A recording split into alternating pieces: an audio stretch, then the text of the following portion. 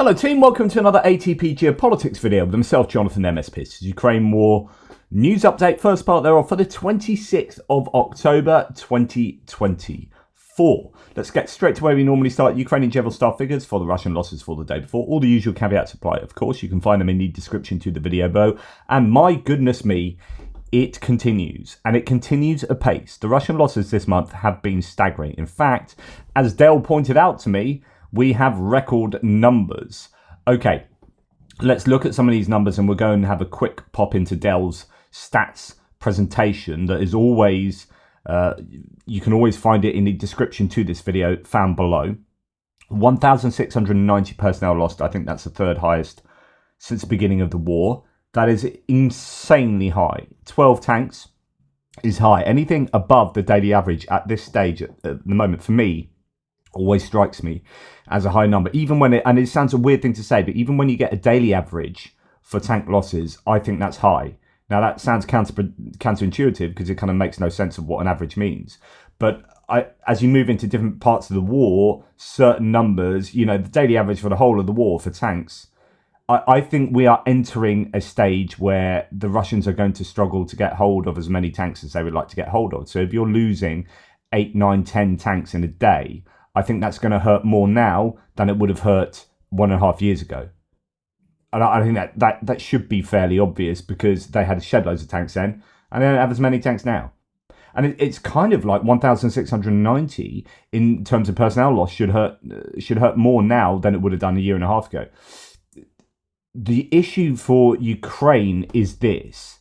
When we talk about sustainability, that's, all things remaining equal, you can't sustain doing this, unless you change behavior, unless something changes. And of course, North Korea having a bilateral agreement with Russia suddenly gives Russia the ability to dip into a massive pot of human beings.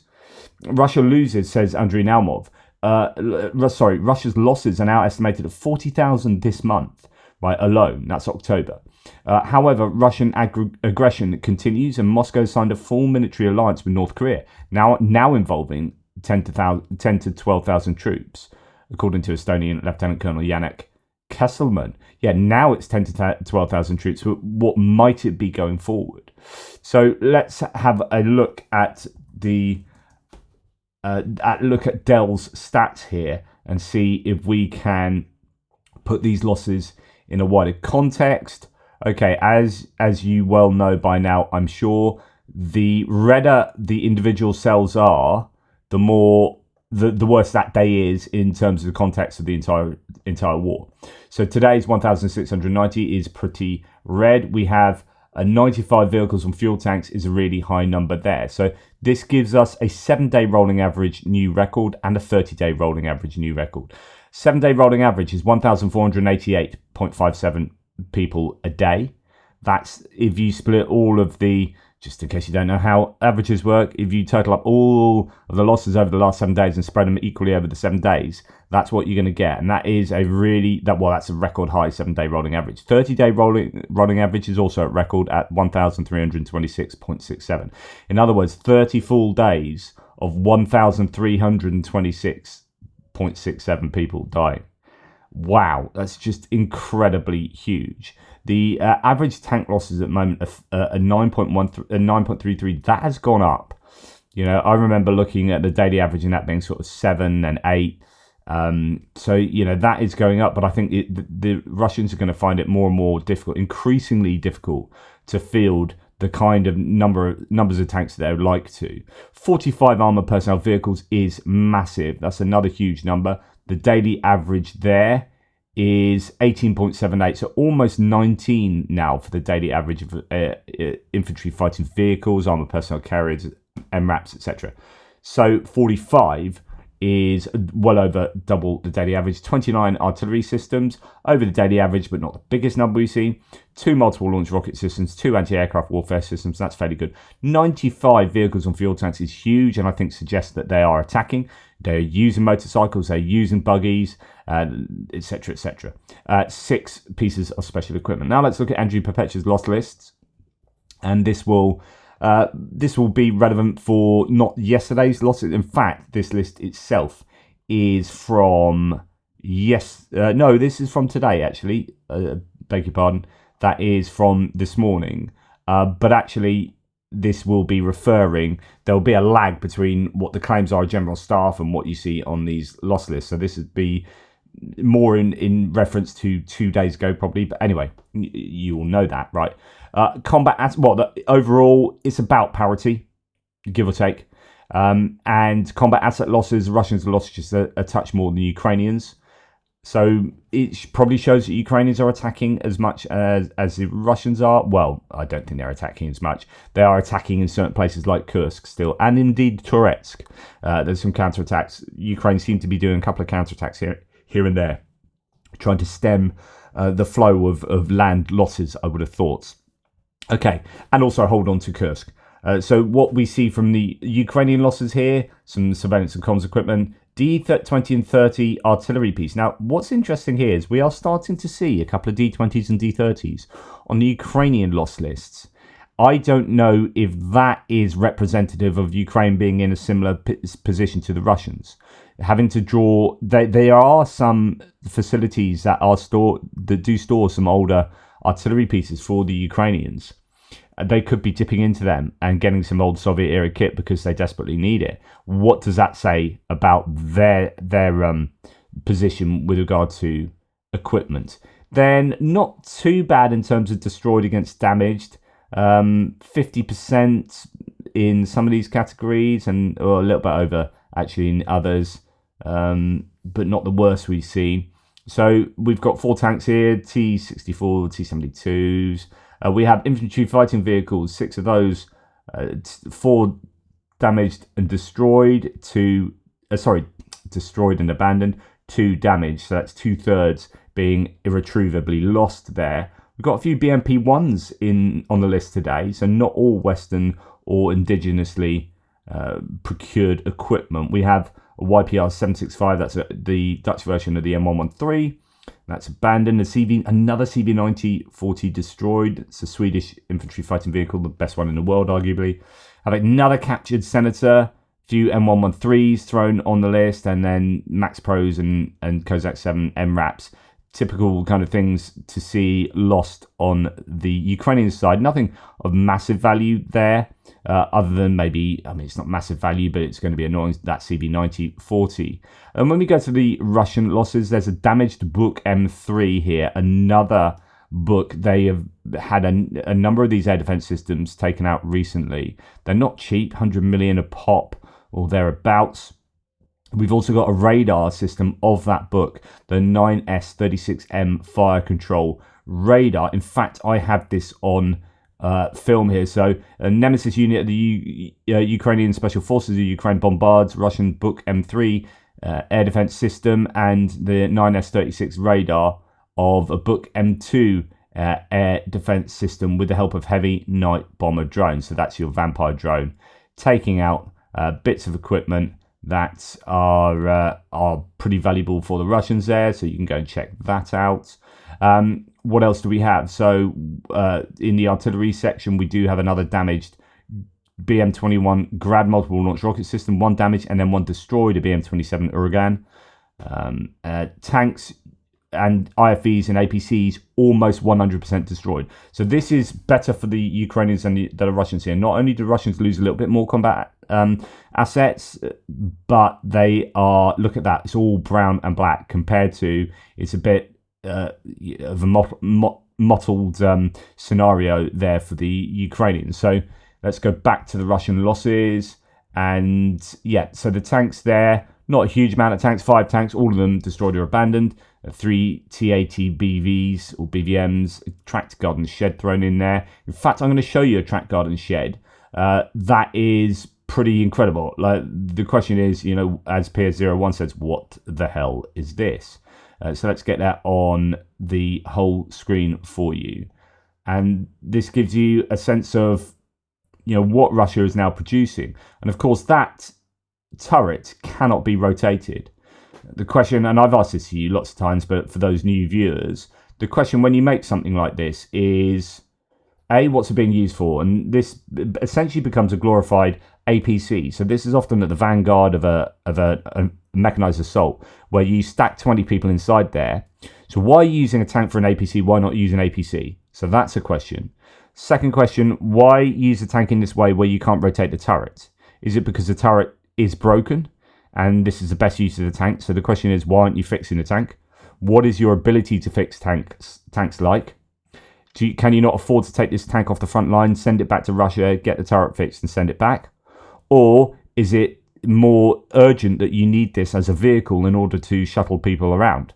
In other words, it is more necessary that you have something rather than nothing, and that a tank becomes an APC is more useful than the tank being fixed and coming back as a tank, but having that time lag.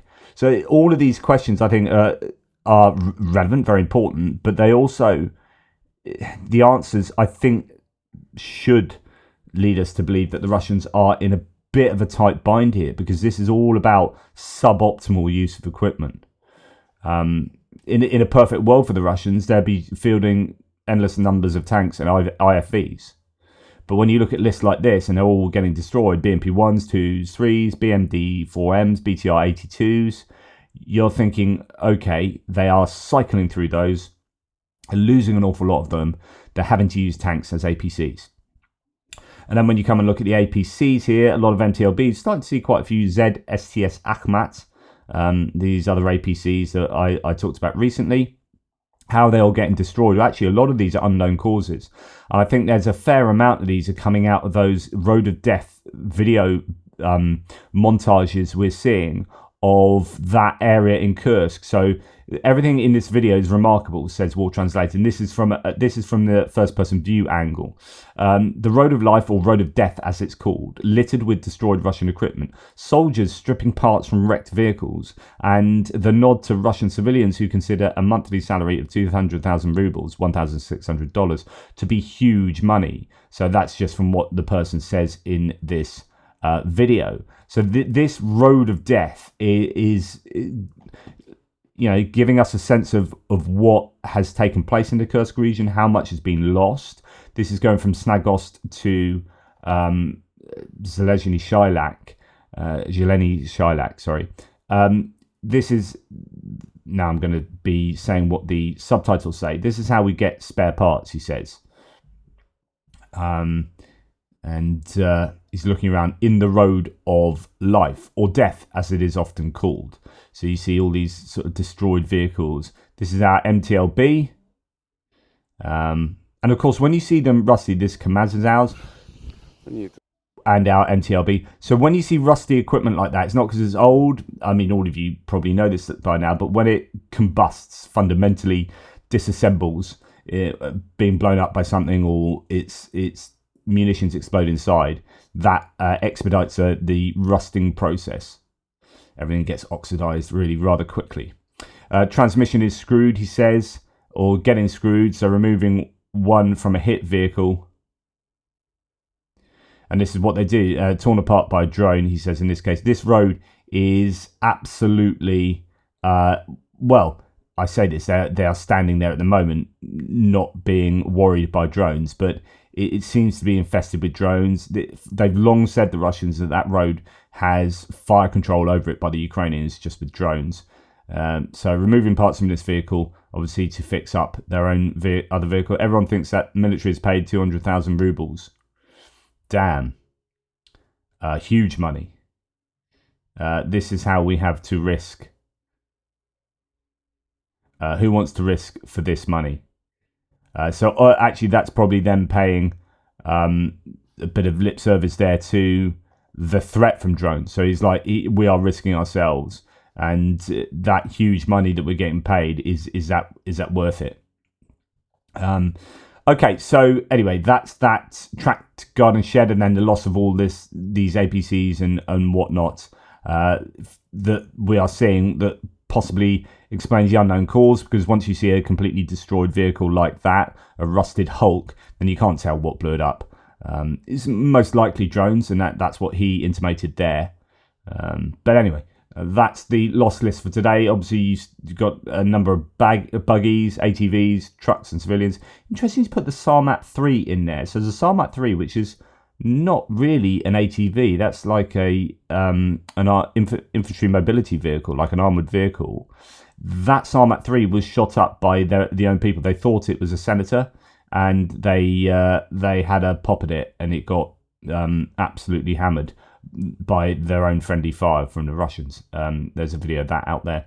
Anyway, we have here the Commander-in-Chief Syrskyi refuting points made by Putin, refuting Putin's claims about the encirclement of Ukrainian forces in the Kursk zone, stating that Ukrainian forces continue active operations there, consistently reducing the enemy's combat capability despite heavy pressure.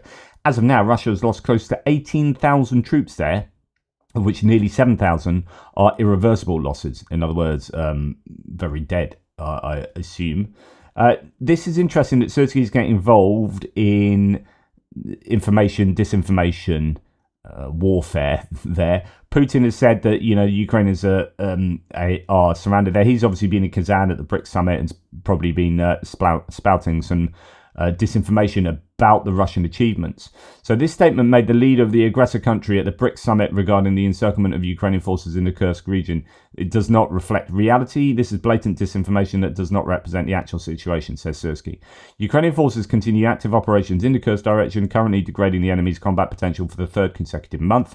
Despite intense pressure from the adversary in this area, the occupiers are suffering significant losses in both personnel and military equipment. Specifically, from the 8th of August to present, Russian forces in this sector of the front have incurred the following losses. Personnel, 17,819 people, of which 6,662 are irrecoverable, 10,446 are wounded, 711 are prisoners. So they've taken 711 prisoners from that area. Wow.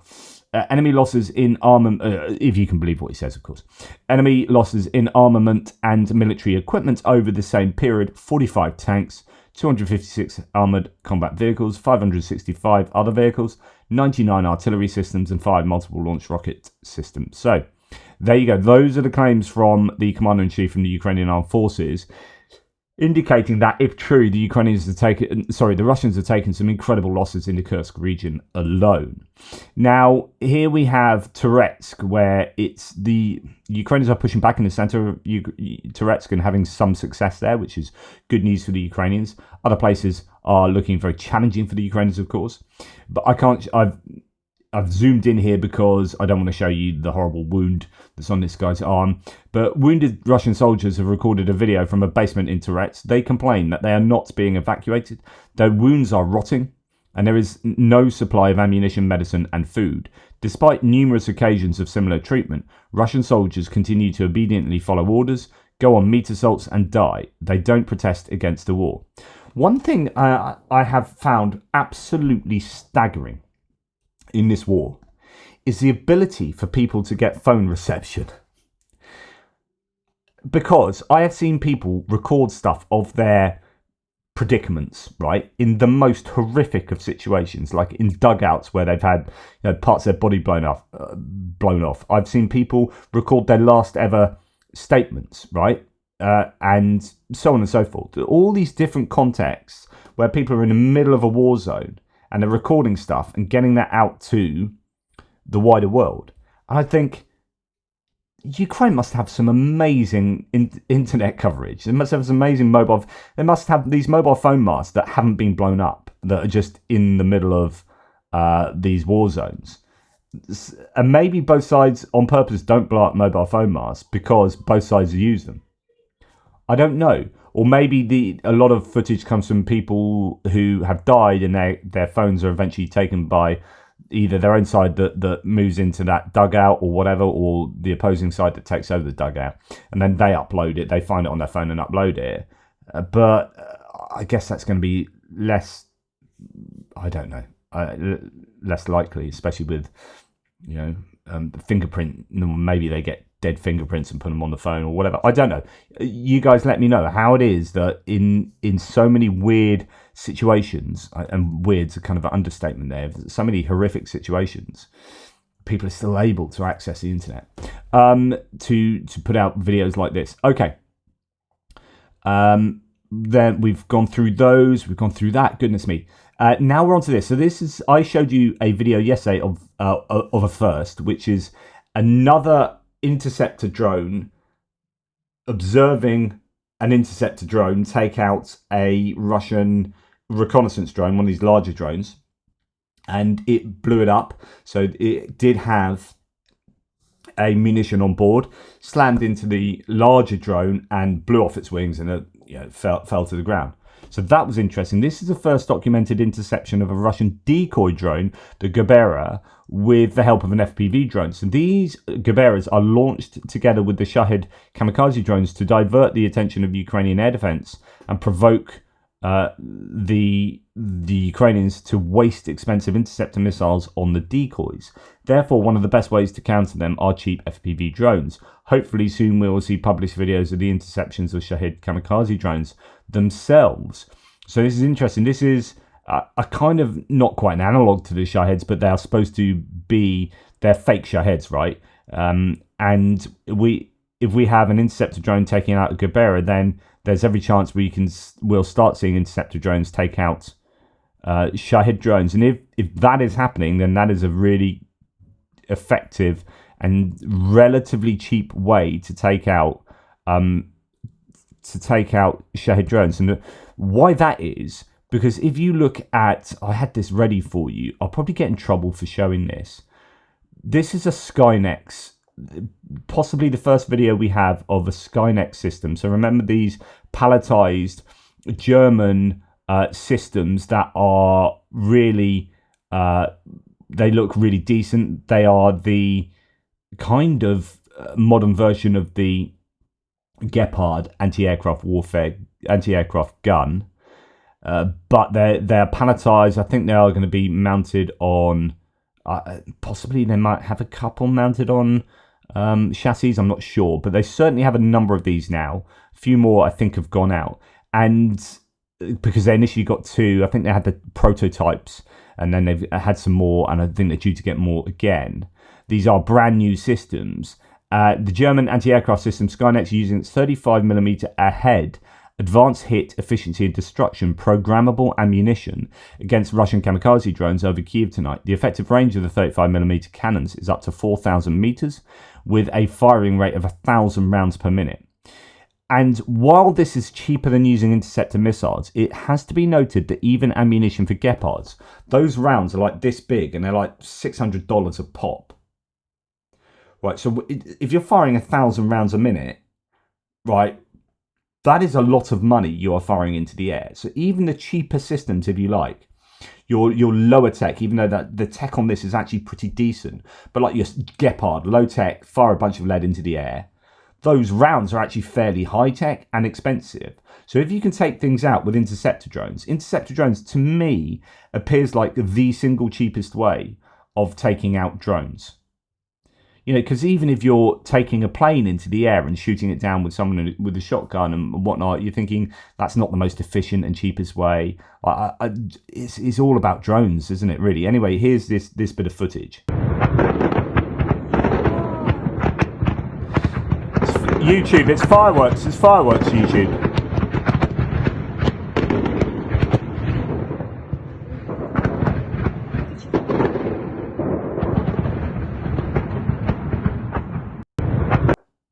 So those fireworks, YouTube, that is fireworks, definitely fireworks.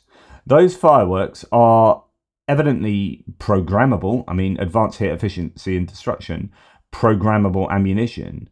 You get these ones that are proximity ammunition. I presume they can sense when they're near something, it can explode near it. You know, even if they aren't going to hit it directly, so on and so forth. So that won't be cheap though, but you get a sense of Ukraine getting a hold of, and again, we're talking about this arms race, measure, countermeasure, measure, countermeasure. So Ukraine getting hold of something like this and placing, you know, if they had enough money and the capacity to produce these, or the Germans had capacity to produce these en masse, they'd have like 50 of these around Kyiv, 50 around Odessa, 50 around every single city, and they're just firing lead into the night sky all night long. Bish bash bosh, the Shahed drones get taken out, and you go a long way to solving the problem of drones.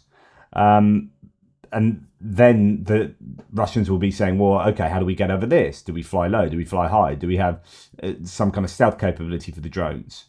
Or do we adapt in a completely different way and give up on drones and then just mass produce cheap cruise missiles, or turn our drones into jet drones, or whatever? You know, there's going to be this constant fight between both sides. Okay, so anyway, going on to because that was the end of. Yeah, so we were talking about interceptor drones.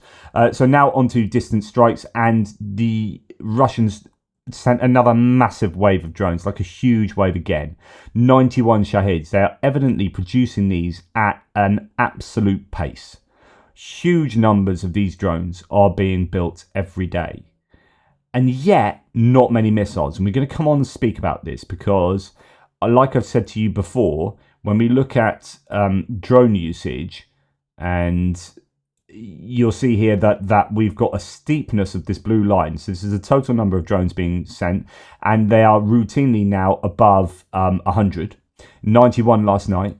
So you can see that the orange mass at this right-hand side of the graph is greater than it was down here. And so you can see the orange trend line. So the trend has been recently increasing, and the total number, the steepness of that curve, is, you know, it's starting to look exponential, and you hope it doesn't keep going like that, because my goodness, that means the Russians are able to produce more and more of these drones. They've taken on the production themselves. They're not buying them from Iran so much as they're making them themselves, and they're evidently able to get the parts almost certainly from China, and that is producing a bit of a challenge for the Ukrainians, because the Ukrainians are getting pretty good at shooting these down. So maybe one of the way that they evolve to this evolution of the arms race, one of the way you get around Ukraine being able to take down so many of these every night is producing more and more. So instead of sending 100, can you imagine a day that they send 1,000? What would happen if they sent 1,000 of these? Would that absolutely overwhelm the Russians? Because when it comes to missiles, you are not seeing a similar pattern here. In fact, you know, in terms of totals, it's rather, well, in fact, if you were to draw a line going through there, that would be going up in that direction, so it would be above the present line. In other words, this period, there are fewer cruise missiles than that was sent in this period. And if you look at the graph, there are some large areas of not firing many. There was one stockpiling for two massive waves there, and then fairly low numbers, somewhat consistent, and then a bit of a gap you stockpile to do a big old wave. And now we've got one of the largest gaps, that second largest gap probably after that one here, of incredibly low numbers of missiles being sent. I mean, look at that. There's been nothing over 20 missiles on a single night being intercepted. Doesn't mean actually being sent. That's worth mentioning. These are intercepted. But certainly the cruise missile numbers are much lower than they were. And this Shashant Joshi here talks about this from a CSIS article or report. Conversely, September 2024 saw a sharp decline in Russian missile strikes, with only 12 missiles launched, indicating a temporary lull in missile activities, linked to either low stockpiles or Ukrainian long-range strikes. In other words, well, both of those are similar. They're both the same thing, really. So they either don't have the stock. Well, no, actually, they're not necessarily similar. So they don't have the stockpiles is the conclusion. But the reason they might not have the stockpiles could be, one, because they're not making them enough. Two, because they were making them enough, but the ammo depots got taken out by those big strikes, and that meant that a vast number of missiles were lost in the process. Or both. They're not making many, and their stockpiles got hammered. Either way, the Russians are not sending many missiles at the moment. So we routinely get days like this where you got 7 missiles sent. And actually, most days are like 3 or 4. Not 97 missiles. Okay, in terms of the drones, 91 drones sent, 44 were lost due to electronic warfare. 44 were intercepted, so that's 88. That leaves 3 more. One left the airspace in direction of Belarus. That's 2 more. 1 was lost in location. So that's 1. So arguably, from these stats, if they're to be believed, only 1 of the 91 drones got through to hit its target. That is, a really bad success rate for the Russians. But of course, this is still costing the Ukrainians in terms of how they intercept these. I guess actually the best way to intercept them, maybe the cheapest way on a sustainable basis, is electronic warfare. So once you've paid for the bit of kit, it probably is relatively cheap to keep doing electronic warfare. Whereas if you pay for a Skynex, you're then firing it, and that's costing you every time you're firing it. So I wonder if electronic warfare is pretty decent, although there's very high probably initial outlay. Drones are probably still the best way of taking out these Shahed drones. Anyway, I digress. So that's a really successful night of interceptions of the drones. However, none of the missiles were intercepted. So 3 Iskander-M or KN-23 missiles, those are ballistic missiles, 2 KH-59 missiles, and 2 unknown missile types. Probably ballistic missiles there. So 7 missiles got through, and there does seem to have been a fair bit of damage caused. Russia says it. We'll come back to that. Actually, that's Russia. So Russian missile attack in Dnipro targets a key hospital and kills 4, injures 20, including children. So what are the Russians hitting with their missiles? What strategic targets they're hitting? A freaking hospital. 4 people died, including a child. 4 of the 19 injured were also children, including an 8-year-old girl and a teenage boy. Just in Dnipro, policeman's wife and daughter have been killed. His younger daughter was saved from the rubble. 21 people injured. 17-year-old boy is critically ill. In another strike, this is not a hospital strike by the looks of it, but again, this is residential infrastructure that is being hit. What are they doing here? What are they doing with these strikes? I don't know. Morning after the night before, Russia brought death, injuries and destruction back to Ukraine's 4th biggest city.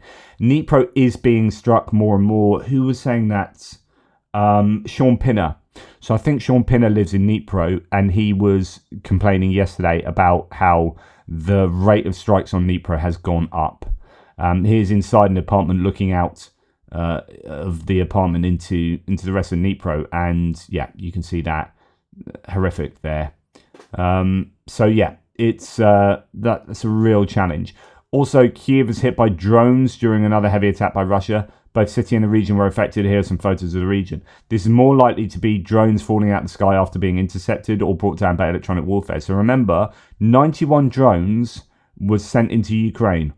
All 91, no, actually one of them went back to Belarus. So 90 of those drones will have fallen to the ground. So even though the interception rate was almost 100%, there would have been 90 explosions throughout Ukraine, 90 potential fires. And when you're shooting down these drones or bringing them down with electronic warfare above Kiev, that's a massive city.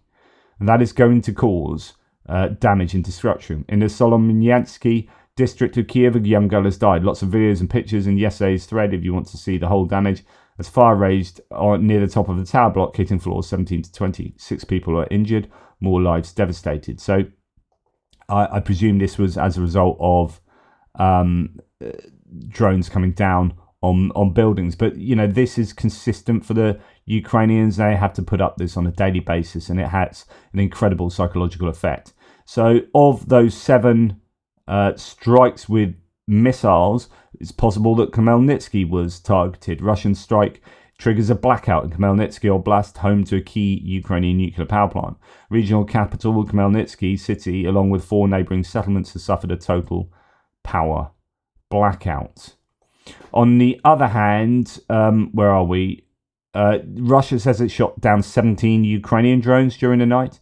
8 were intercepted over Bryansk region, according to the Kremlin. 4 over Belgorod, 3 over Kursk, and 2 over Oryol. Have no news of any damage that's been done by Ukrainian drones.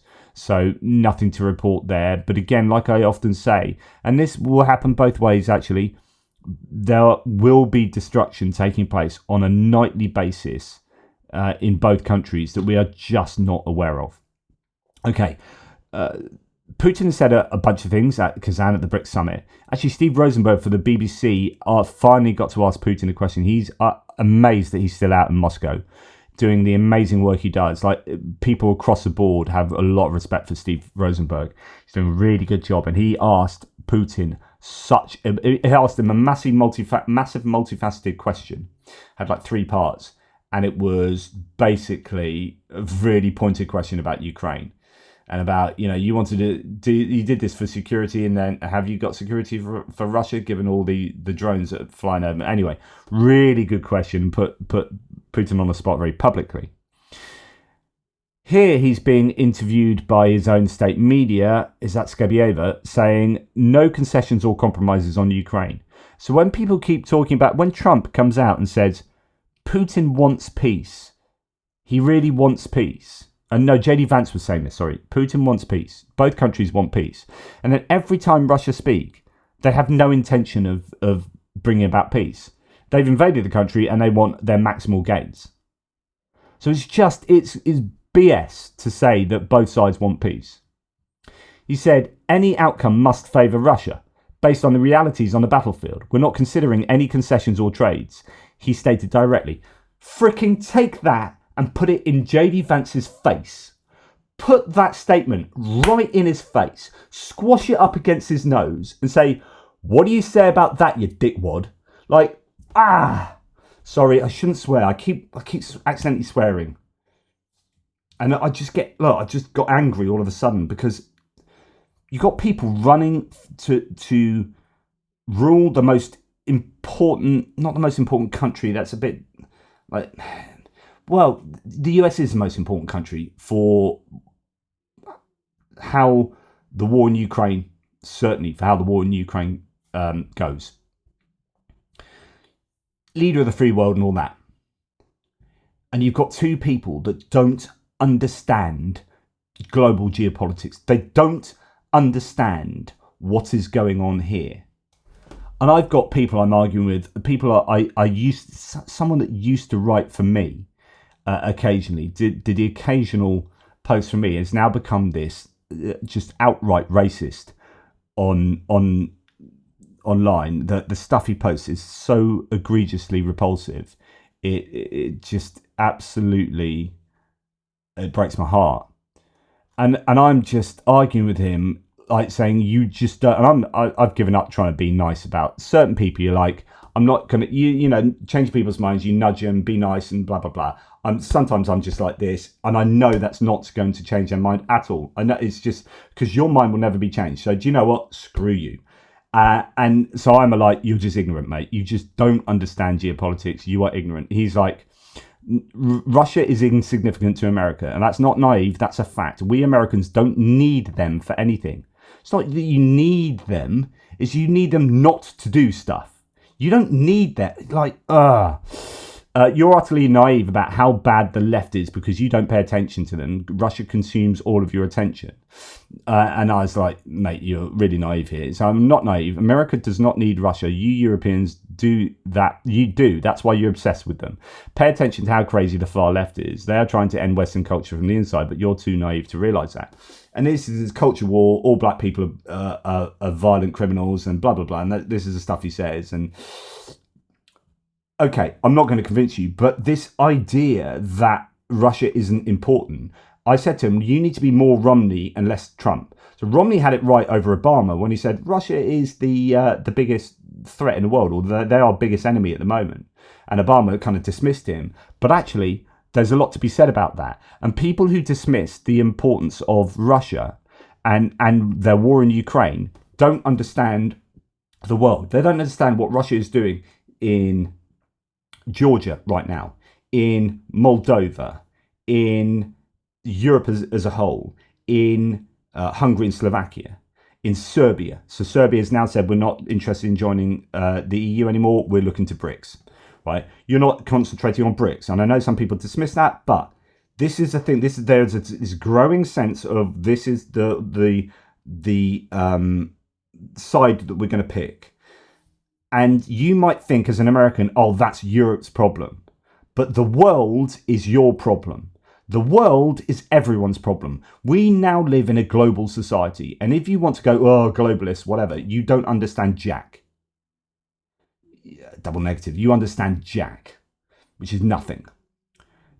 We live in a global society, whether you like it or not. Trade. When the Russians are giving the Houthis the ability to shoot down, to destroy trade through the Red Sea and to blow up ships, like, that is your problem. That is trade going around the world. That is everyone's problem. That is why we have our navies out there, and we don't have our navies sorting out pirates somewhere that's irrelevant, right? We have our navy sorting out pirates by Somalia. Why? Because it affects our global trade. Not because we're trying to be policemen to the sea around Somalia.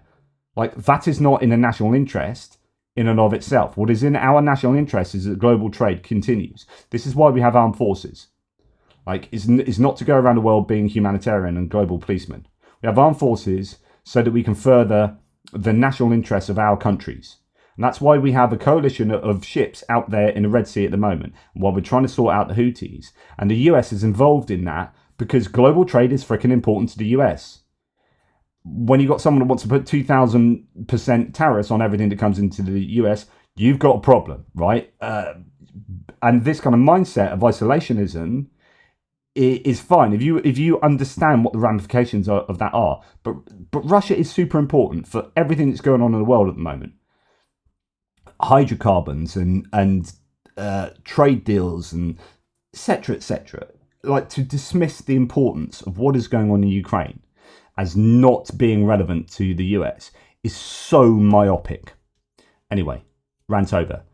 Now, the good news for Russia, or the good news for Ukraine in terms of what's going on in Russia, and indeed the wider West, is that the Russian central bank, as I mentioned yesterday, has raised its key interest rates from 19% to 21%. The central bank is not increasing interest rates enough. Russia has an inflation rate of 27%, says Jason J. Smart. Russians will struggle to buy food as their wages are eaten by inflation. And he then goes on to say, Russia's economic chaos. For 2 years, I've been convinced that attacking the Russian economy is the best option to end the Putin regime, to defeat Russia and to guarantee a Ukrainian victory. I agree with this. If you've noticed, I've been trying to extol the virtues of the US Treasury and the work of Janet Yellen in imposing sanctions and keeping sanctions going. You stop that, Ukraine loses a war. This is massively important. Ukraine are unlikely to be able to militarily defeat the Russians on the battlefield with a massive troops and equipment and pushing them out of Ukraine. Just won't happen. What you need to do is, if you're doing that, you need Russia to be crumbling behind the scenes. You need an economic and political earthquake to happen inside Russia so that Ukraine can take that territory back. Either militarily or through negotiations, and they will be in a weaker position because they'll be absolutely economically screwed. This is how you force Russia to negotiate. The economic argument is the big one. I don't give it enough space, actually. I don't talk about it enough, but I recognise I should do. So for 2 years, he's been convinced that this is a way to defeat Russia. If the Russian central bank does not take aggressive action to stop the 27% inflation, it will waste time, allowing inflation to get even higher. There's literally nothing good about the Russian economy in the news right now. 27% inflation that the central bank is not fixing. Government continues even more reckless spending and printing money. Russia's oil production will drop significantly next month. Oil prices below $72 a barrel will force Moscow to devalue the ruble from the present $1 equals 96 to $1 equals 122 to 135 rubles.